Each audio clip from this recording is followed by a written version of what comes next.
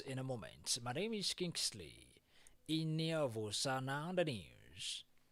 I will begin from Nigeria, where the Nigeria Education Loan Fund, the Net Fund, has disclosed plans to discontinue the disbursement of upkeep loans during school holidays.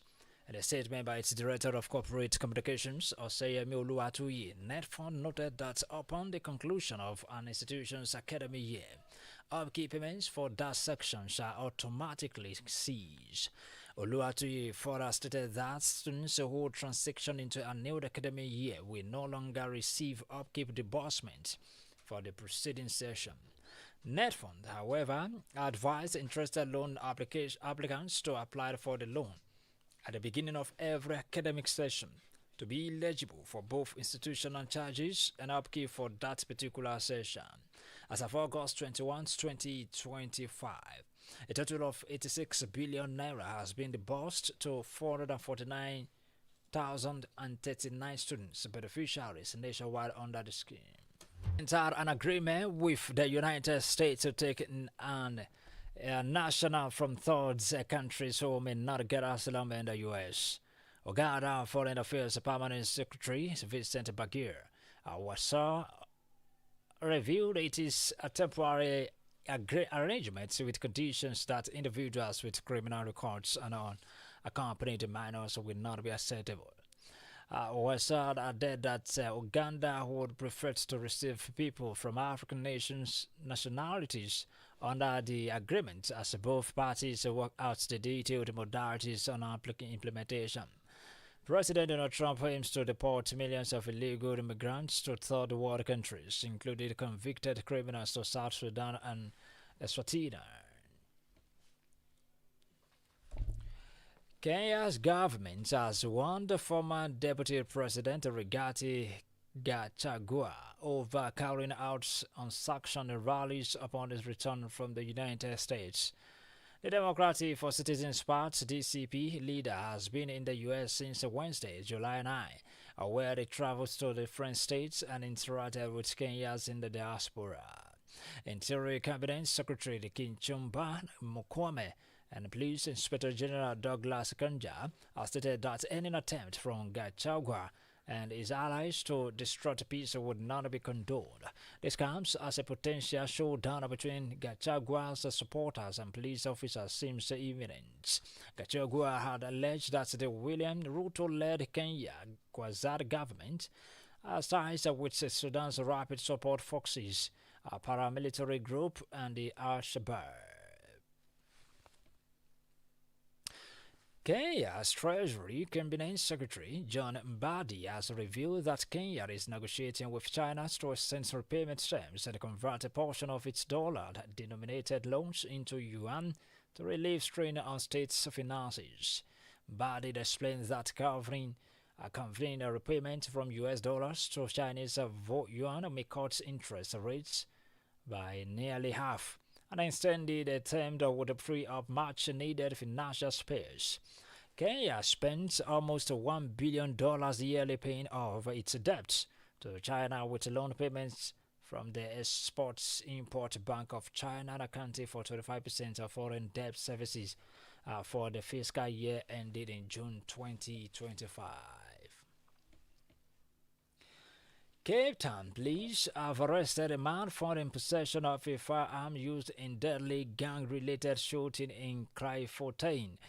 An 11-year-old lost her life while an 8-year-old girl and a man were injured in the gun attack in Wallasendin on Tuesday. The chief of police, Frederick Van Wyk, said a 9mm pistol with the serial number removed and 11 rounds of ammunition was found inside a compound on Pongwana Street, Wallasiden. Van Wyk also noted that a 26-year-old man was arrested and is expected to appear in the Blue Downs Magistrates Court once charged. You're listening to Global Box on Adamimogo 107.7 FM, transmitted live from Olojudo's Palace. After the break, Palestinians flee parts of Gaza City as IDF press forward with renewed security operations. Details of this and more when we return.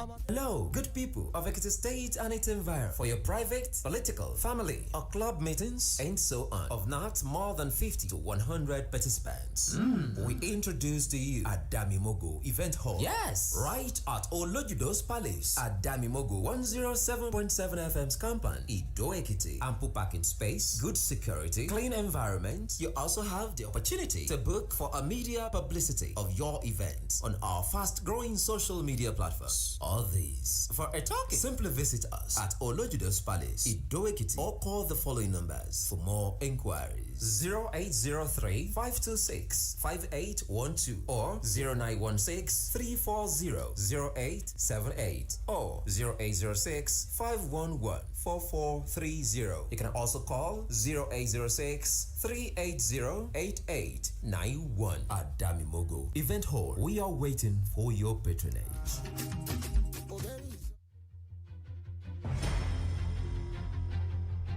Glad to know you're still there. You can be a part of us on our YouTube channel via Adamimogo 107.7 FM for happenings around your news inquiries. Please call our newsroom on this number 0915 76 8095. And now to the rest of the bulletin. Palestinians are fleeing parts of Gaza City after the Israeli military began the first stages of a planned ground offensive. Israel's military spokesperson, Brigadier General Efe Defrinde, said the IDF have established a foothold on the outskirts of the city, which is home to more than 1 million Palestinians after days of intense bombing and artillery fire. In a report by journalist Yolanda Knell, Prime Minister Benjamin Netanyahu said it was shortening the timelines for seizing what he described as the last terror strongholds in Gaza. Now, President Zelensky's been talking to reporters. He has said that a neutral Europe is a preferred location for the talks. We're talking Switzerland, Austria, Turkey. He's also said that he wants to have an understanding of the security guarantees. The Israeli Prime Minister Benjamin Netanyahu coming out saying that he'd shortened the timeline for this operation to take Gaza City, but without specifying what that timeline would now be. And this, of course, is all increasing pressure on Hamas as well. Hamas put out its own statement saying, accusing the Israeli leader of waging a brutal war on the civilians in Gaza City, but also criticizing him for blatant disregard of the new ceasefire efforts that mediators have put forward, Qatar and Egypt, after Hamas signed up to this. It has prompted UN Secretary General Antonio Guterres to renew the calls for an immediate ceasefire to avoid the death and destruction an assault would inevitably cause. A Russian overnight attack killed one person, injured at least 18, and struck a U.S. electronic storage facility in the town of Mokachivo in the western Zaporizhzhia region. The region's governor, Miroslav Bielski, who visited that site today, says the plant was producing consumer electronics and had nothing to do with military activities. On his part, Foreign Minister Andrei Sybiha had condemned the strike in a post on X, noting that it is not the first Russian attack on American businesses in Ukraine, after strikes on bombed offices in Kyiv earlier this year and other attacks. International journalist Katie Watson has been monitoring this situation. She suggested that Russia's body language does not support a peace deal at the moment. Now, President Zelensky's been talking to reporters. He has said that a neutral Europe is a preferred location for the talks. We're talking Switzerland, Austria, Turkey. He's also said that he wants to have an understanding of the security guarantees architecture within 7 to 10 days. But when asked about issues of land and whether Ukraine would have to give up certain parts of Donbass so that there would be a halt to fighting elsewhere in the country, he said, to discuss what Ukraine is willing to do, let's first discuss what Russia is willing to do. And of course, we're not clear on if or when there will be a meeting between the two presidents. Earlier today, the Polish military confirmed that an air force deployment related to large-scale Russian attacks on neighboring Ukraine ended without any violations of its airspace detected.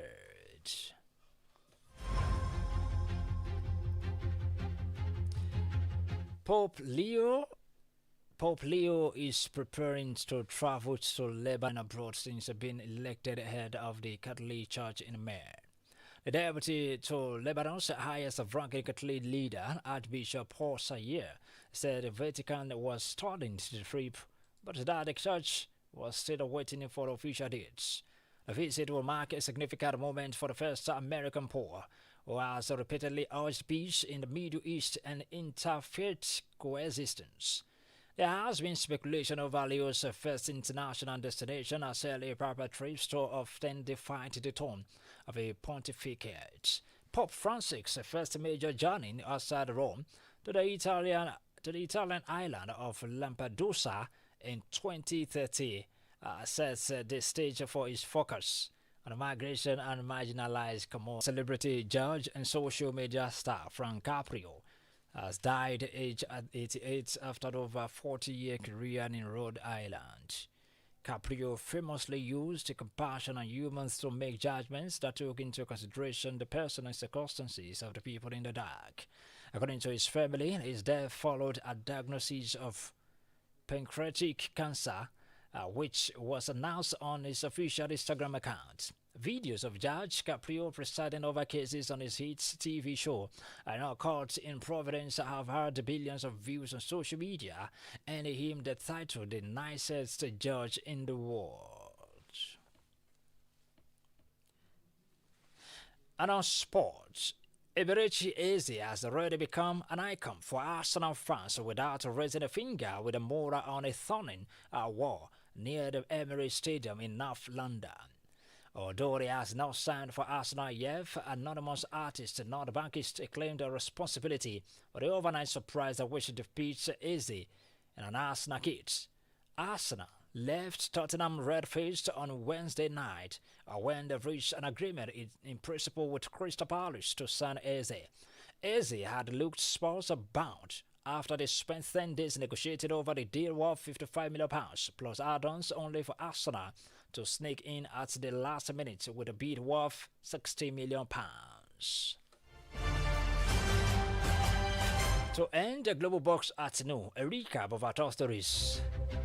We told you that the Nigerian Education Loan Fund (NEDFund) has disclosed plans to discontinue the disbursement of all-keep loans during school holidays.